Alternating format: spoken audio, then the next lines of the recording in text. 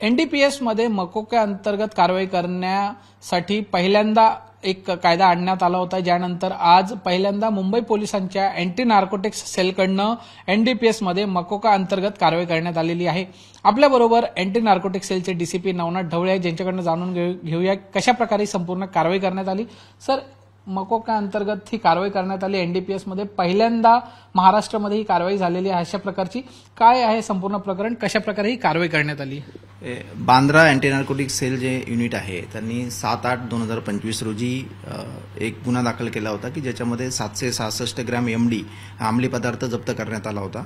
त्यामध्ये एकूण 3 आरोपी हे आतापर्यंत तपासामध्ये निष्पन्न झालेले होते। त्यापैकी एका आरोपीला अटक केलेली आहे आणि तपासी अधिकारी यांना तपासामध्ये सदर जे आरोपी आहे हे संघटित गुन्हे करत असल्याचं निष्पन्न झाल्यानं त्यांचं पूर्ण अभिलेख तपासला असता त्यांच्यावरती यापूर्वीचे सुद्धा काही गुन्हे दाखल असल्याचं निष्पन्न झालं।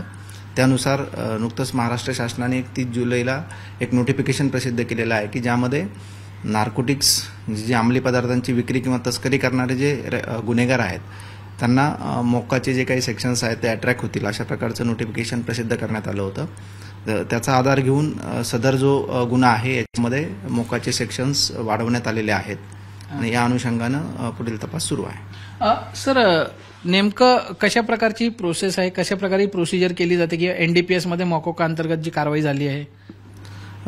सदर जो गुन्हा आहे तो 7/8/2025 7 ऑगस्ट रोजी दाखल करण्यात आला होता आणि ज्यामध्ये तपासी अधिकाऱ्यांना तपास करत असताना त्याच्यामध्ये जे आरोपी आहे जो मुख्य टोळी प्रमुख आहे त्याचा अभिलेख तपासला असता त्याच्यावरती यापूर्वीचे 7 गुन्हे दाखल असल्याचं निष्पन्न झालं आणि तो सतत संघटित गुन्हे प्रत्येक वेळेस वेगवेगळ्या मेंबर्सला घेऊन करत असल्याचं निष्पन्न झाल्यानं त्याच्याविरुद्ध मकोका अंतर्गत कारवाई करण्यासंदर्भात प्रस्ताव सादर करण्यात आला होता आणि सदर प्रस्तावाला काल मंजुरी मिळालेली आहे आणि त्या अनुषंगानं सदर गुन्ह्यामध्ये मकोकाचे सेक्शन्सची वाढ करण्यात आलेली आहे।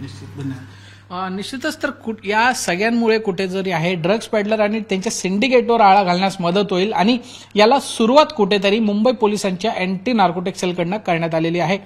कॅमेरामॅन महेश मोरेसह दीपेश त्रिपाठी, मुंबई तकसाठी, मुंबई।